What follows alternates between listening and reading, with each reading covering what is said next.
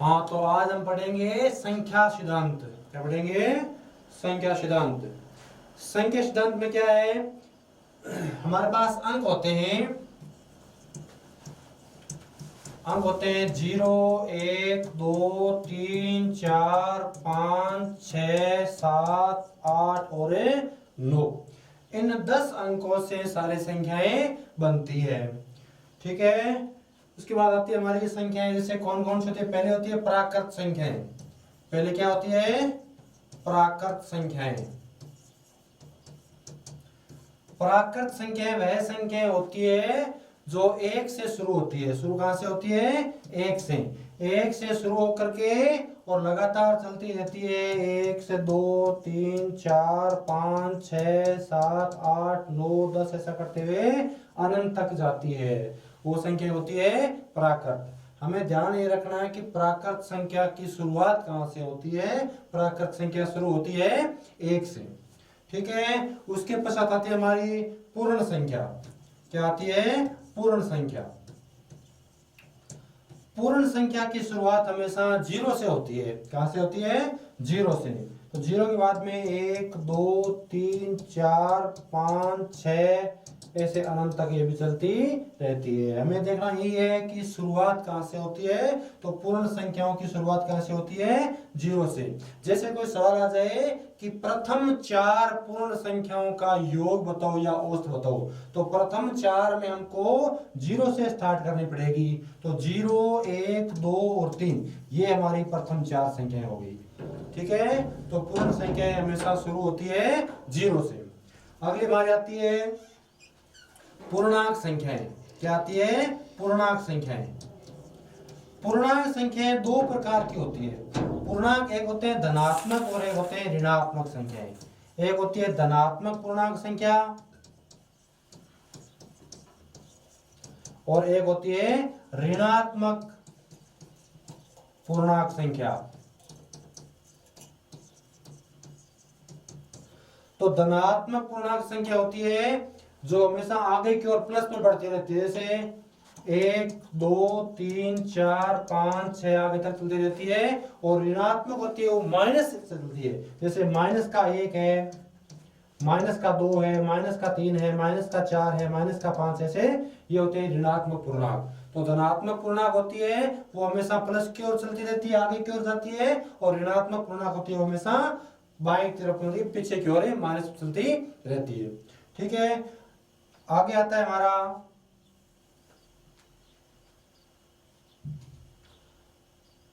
सम संख्याएं। क्या आती है? सम संख्याएं। हाँ, तो अगली हमारी है सम संख्याएं। सम संख्या वह संख्या होती है जिस संख्या में 2 का भाग पूरा पूरा जाता है, वह सम संख्याएं कहलाती है। तो सम संख्या हमारी शुरू होती है 2 से। 2 के बाद आती है 4, 6, 8, 10, 12, 14 और ऐसे आगे अनंत तक चलती रहती है। जिस संख्याओं में 2 का भाग पूरा पूरा जाता है उन्हें हमें सम संख्याएं कहते हैं। बात में आती है हमारे विषम संख्याएं। विषम संख्याएं। विषम संख्या उस संख्या को कहते हैं जिस संख्या में 2 का भाग पूरा पूरा नहीं जाता। सम संख्या के विपरीत होती है विषम संख्या। जिस संख्या में 2 का भाग पूरा पूरा नहीं जाता उसे हम विषम संख्या कहते हैं। और विषम संख्या हमारी शुरू होती है 1 से। 1 के बाद 3, 5, 7, 9, 11, 13 ऐसे करते अनंत तक चलती है। उसे हम कहते हैं विषम संख्याएं। ठीक है। विषम के बाद हमारा आती है भाज्य संख्या। भाज्य संख्या। भाज्य संख्या उस संख्या को कहते हैं जिस संख्या में खुद संख्या के अलावा किसी दूसरी संख्या का भी भाग जाता है, उसे हम भाज्य संख्या कहते हैं। और भाज्य संख्या हमारी शुरू होती है 4 से। शुरू कहां से होती है? 4 से। 4 के बाद में आती है 6, 6 के बाद में आती है 8, 9, 10, 12, 14, 15, 16 ऐसे अनंत तक चलती रहती है। जिस संख्या में खुद संख्या के अलावा किसी दूसरी संख्या का भी भाग जाता है उसे हम भाज्य संख्या कहते हैं। और याद रखना, भाज्य संख्या शुरू हमेशा 4 से होती है, 2 संख्या भाज्य संख्या नहीं होती है। ठीक है। और भाज्य की बात में आती है अभाज्य संख्याएं। अभाज्य संख्याएं, अभाज्य संख्याएं वो हमारी शुरू होती है 3 से। शुरू कहां से होती है? 3 से। 3 के बाद में आती है 5, उसके बाद में आती है 7, 7 के बाद में 11, 13, 17, 19, 23 और ऐसे करते करते अनंत तक चलते जाते हैं। उन्हें कहते हैं अभाज्य संख्याएं। तो भाज्य की विपरीत क्या होती है? अभाज्य। अभाज्य संख्या वह संख्या होती है जिस संख्या में खुद के अलावा किसी दूसरी संख्या का भाग नहीं जाता, उसे हम कहते हैं अभाज्य संख्याएं। ये तो हमारी हुई संख्याएं। इसके बाद में आती है संख्याओं का मान। जैसे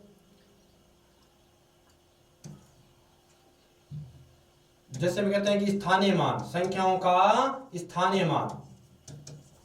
तो स्थानीय मान संख्याओं का किस प्रकार से ज्ञात किया जाता है? स्थानीय मान में संख्या क्या होती है? जैसे मान लो कोई संख्या लिखी गई है 5334।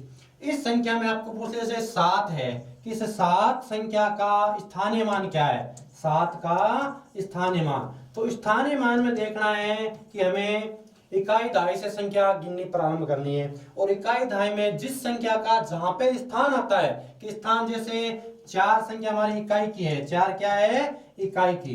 3 क्या है? दहाई की। 3 क्या है? और 7 क्या है? सैकड़ा। आगे 5 क्या है?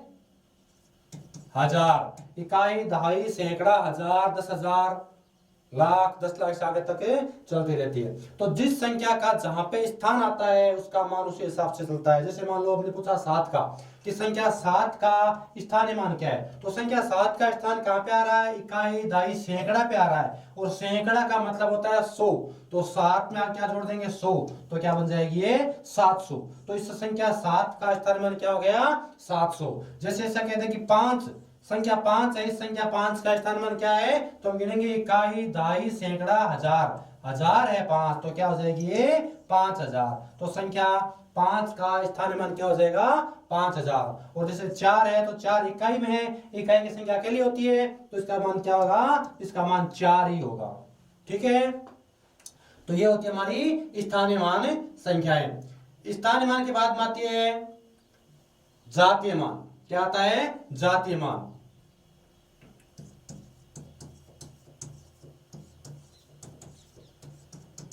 अब देखो जातीय मान। जातीय मान में क्या होते हैं? जिस संख्या का जहां भी मान आए। अब मान तो आता है स्थानीय मान में, और जात, जैसे मान संख्या लगी है 5742, ये संख्याएं हैं। इन संख्या में आपको कह दे कि संख्या 4 है, संख्या 4 का जातीय मान ज्ञात करो। संख्या 4 का जातीय मान। तो जातीय मान में क्या होता है? जिस जहां पे संख्या होती है उसमें स्थान में कोई मतलब नहीं है। जहां जो संख्या है उसका जातीय मान वही रहता है। जैसे जो 4 है तो 4 का जातीय मान भी क्या होगा? 4 ही होगा।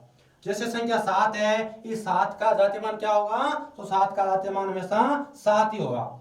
तो जातीय मान में जो संख्या है उसका मान वही रहता है, चाहे उसका स्थान कहीं पर भी हो, उससे कोई फर्क नहीं पड़ता। ठीक है। तो ये मान हो गया जातीय मान और स्थानीय मान। अब आती है संख्याएं छोटी और बड़ी।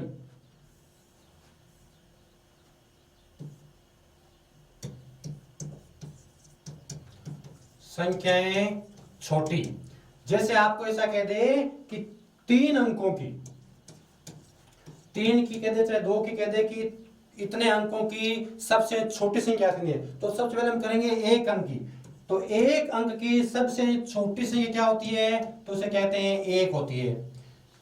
1 अंक की सबसे छोटी संख्या क्या होती है? 1। और वही 1 अंक की सबसे बड़ी क्या होती है? 9, क्योंकि इसमें क्या है? केवल अकेला 1 अंक है। 1 अंक है तो 1 अंक की सबसे छोटी क्या होती है? 1। और वही 1 अंक की सबसे बड़ी क्या होती है? 9। जिसमें एक अंक है 9 से बड़ी कोई से एक अंक की संख्या नहीं हो सकती, क्योंकि 9 के बाद आता है 10 और 10 अंक कितने हो जाते हैं? 2 अंक हो गए। इसमें कितने अंक हो गए? 2। ठीक है, तो एक अंक की सबसे छोटी संख्या क्या होती है? 1 और बड़ी क्या होती है? 9।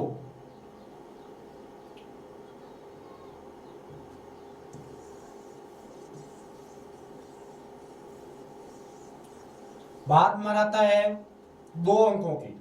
ये तो होगी एक अंक की, एक अंक की सबसे छोटी होगी 1, ये होगी सबसे छोटी, और सबसे बड़ी क्या हो जाएगी हमारे? 9। एक अंक की सबसे छोटी क्या होती है? 1 और बड़ी क्या होती है? 9। वही बात करेंगे 2 अंकों की। 2 अंकों की सबसे छोटी क्या होती है? जो सबसे बड़ी है एक अंक की, उसके बाद में क्या आती है? 10। तो 10 हमारे क्या हो जाएगी? 2 अंक की सबसे छोटी संख्या। क्यों? क्योंकि 10 के बाद में 10 के पीछे क्या आती है? 9, और 9 अंक कितने होते हैं? केवल एक अंक होता है। तो 2 अंकों की सबसे छोटी क्या होती है? 10, और सबसे बड़ी क्या होती है? 99। ठीक है, और वही बात आप करेंगे 3 अंकों की। तो 3 अंकों की सबसे छोटी संख्या होती है 99। क्या आता है? 100। क्या आता है? 100। तो 100 है वो 3 अंकों की सबसे छोटी संख्या है, और 3 अंकों की सबसे बड़ी संख्या क्या होती है? 999। कहने का मतलब सीधी सी भाषा में, अगर आपको सबसे छोटी की बात करें, जितने अंकों की सबसे छोटी बात करें, जैसे मान लो आगे चलेंगे, ऐसा कह दे कि 6 अंकों की है। कितने अंकों की? 6 अंकों की। तो हमें अंक गिनती में कितने होने चाहिए? 6 होने चाहिए। अब 6 अंकों की सबसे छोटी की बात कर रहा है, सबसे छोटी, तो हमें लगाना है कि पहले 1 लिखेंगे, और 1 के बाद जो अंक पूछता है 6, तो 6 अंक लगाने।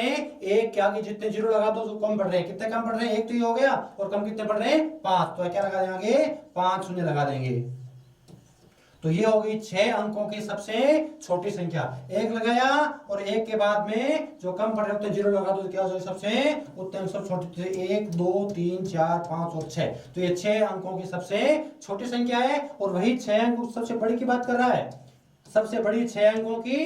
तो हमें 6 जो एक अंक की सबसे बड़ी संख्या होती है 9, उतने 6 और 9 लगाने में। तो 1 2 3 4 5 और 6, ये हो गई 6 अंकों की सबसे बड़ी संख्या। अब चाहे आपको कितने अंकों के पूछे, तो आप आसानी से बता सकते हैं।